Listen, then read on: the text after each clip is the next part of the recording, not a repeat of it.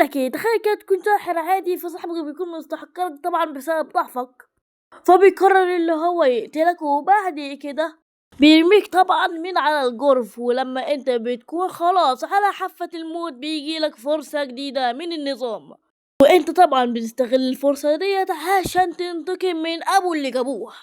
اهو دوت اللي بيحصل مع صاحبنا ميكي هاروكا. عشان طبعا مش هطول عليك، حط زر اللايك والاشتراك وصل على سيدنا محمد صلى الله عليه وسلم، فالبس سماعاتك وجهز فشارك ويلا بينا نبدأ بقى الحكاية. بنكمل حكايتنا وبنشوف بنت كده عمالة تضحك، بس بقى الغريب ان هاروكا بيكون سامع كل كلمة بتقولها وبيقول هو الصوت دوت جاي منين، وهاروكا بيقول انا سامع زي ما يكون في امرأة قاعدة بتتكلم في راسي، والبنت بتقوله ديت مشكلتك ومش ينفع تتجنبها. هاروكا بيقول لها انت مين؟ البنت بتقول اللي هي حاسه بالنعاس فمن دلوقتي ابذل قصارى جهدك. هاروكا بيقول لها استني اللحظه بس الاتصال بيتقطع. هاروكا بيقول مين الولايه ديت وازاي صوتها واصل لحد عقلي. بعد كده هاروكا بيشوف الوحش قدامه. هاروكا بيفكر شويه وبيقول دوت مش الوقت المناسب، انا لازم افكر انا هعمل ايه في الوحش دوت. بعد كده النظام بيتكلم تاني وبيعمل تقنيه اسمها السرعه السماويه. هاروكا بتكون راسه هتنفجر من كتر الكلام، بيقول الصوت دوت تاني. بعد كده هاروكا بياخد باله من حاجه، ايوه الوحش بيهجم على هاروكا بس هاروكا بكل صعوبه بيقدر انه يتفاداه. هتعمل ايه في الموقف دوت يا هاروكا؟ المهم هاروكا لما بيشوف اللهب بينصدم وبيقول ان اللهب دوت حتى لو انا عملت تقويه الجسد مش هقدر ان انا اتحمله. بعد كده هاروكا بيسترجع شجاعته وبيطلع سيفه وبيقول حتى لو انا كنت هزوب لازم انتصر. بس بعد كده المفاجاه ان هاروكا اخيرا بيقدر ان هو يستخدم السحر وبيطلق سحر الماء على الوحش. الوحش حرفيا بيتضرر جامد وبتكون اسم التقنية ديت هي اسمها مدفع طيار الماء. ايوه كده يا هاروكا وريهم كمان من قوتك. بس المفاجأة ان هاروكا بيكون مستغرب اساسا. بعد كده هاروكا بيقول هو السحر المتوسط قوي للدرجة ديت، وبيقول الشكل اللي كان طلع من الدايرة ده كان تنين برضه ولا ايه؟ هاروكا بعد كده بيكون مستغرب بس بيقول دوت مش مهم دلوقتي، بيقوي التقنية بتاعته اكتر واكتر، والوحش بيكون مستغرب كل القوة دي جت منه ازاي. هاروكا بيقوي تقنيته اكتر واكتر، واخيرا بيقدر ان هو يخرم الوحش. بعد كده النظام بيحط ان هاروكا قدر ان هو يهزم الوحش. يا هاروكا ده انت عرفت تهزم الوحش، ده انت طلعت اقوى من اللي احنا كنا متخيلين يا راجل، ده انت خلاص هتهزم الواقع بقوتك ديت. هاروكا بعد كده بيبص على الوحش وهو مرمي قدامه وبياخد باله اللي هو لسه بيتنفس. بعد كده بيقول له انت مع كل الضربات ديت برضه ما متش. هاروكا بعد كده بيقول طالما انت ما متش فخد بقى يا معلم الضربة الحاسمة.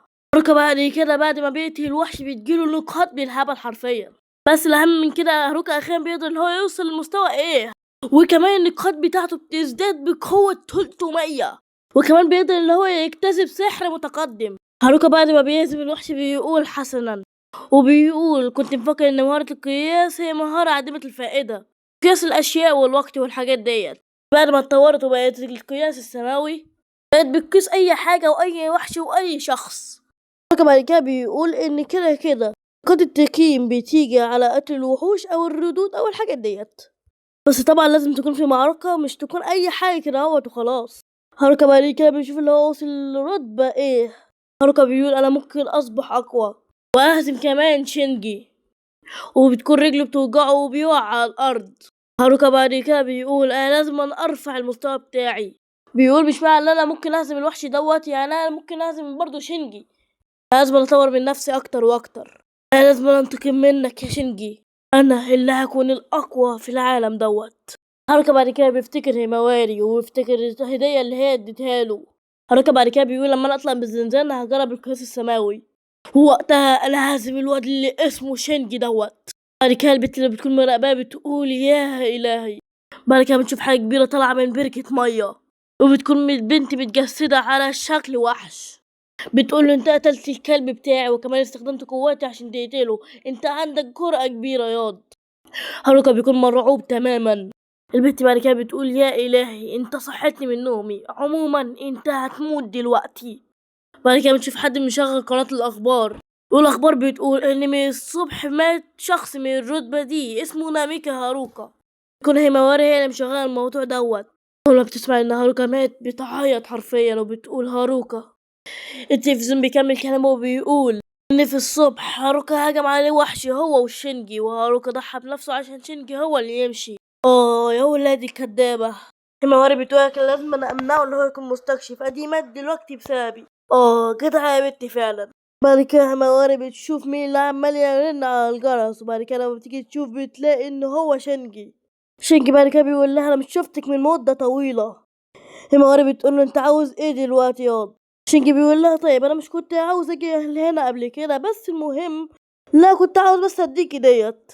تطلع إن ديت شنطة أصلا هاروكا.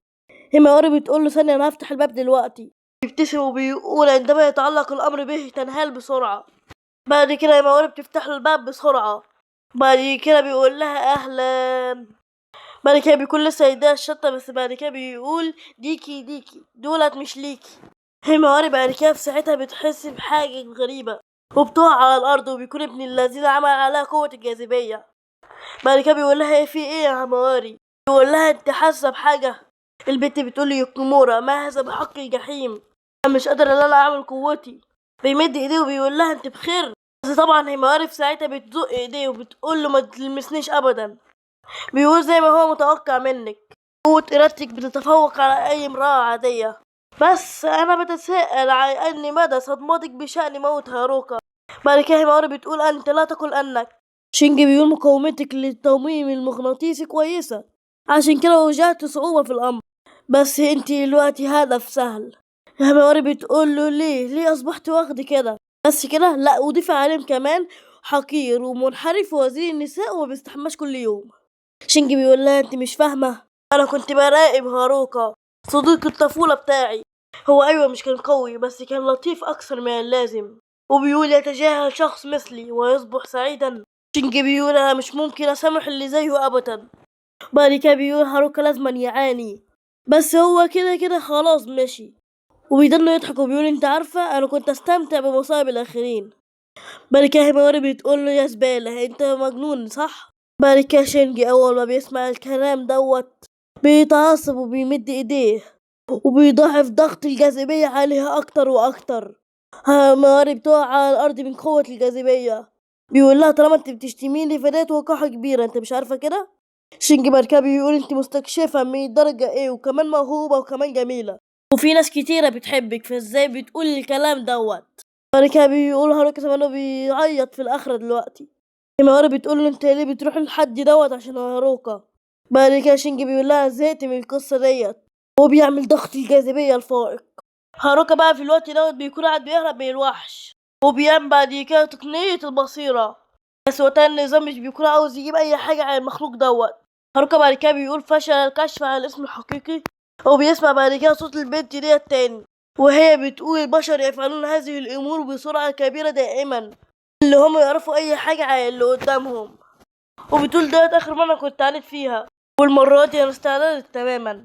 هاروكا بيقول آخر مرة هي حاربت قبل كده مستكشف تاني، وبيقول تنين عنصر الماء التي تتحدث لغة البشر ما زلت لا أعلم عنها أي شيء. بعد كده بتقول كنت بحاول أتواصل معاك، إيه الفايدة اللي أنا أكون بتكلم مع حد مش بيتكلم أساسا؟ بتقول كلام من طرف واحد مش مهم، وبتقول الأقوياء هم اللي بيدنهم بس ساكتين لكنهم واقرون ومهيبون. روكا بعد كده بيقول لها لأ، أنا حاسس إن أنت النوع الصرصار اللي هو بيتكلم كتير يعني. بتقول أنت زهقت مني؟ بيقول لها خلينا أفكر. أيوه. البنت بتقول له أنا ممكن أقتلك في ثانية، أنت عارف كده. بتقول له مش تختارني بنفسك أوي كده عشان أنت هزمت الكلب بتاعي.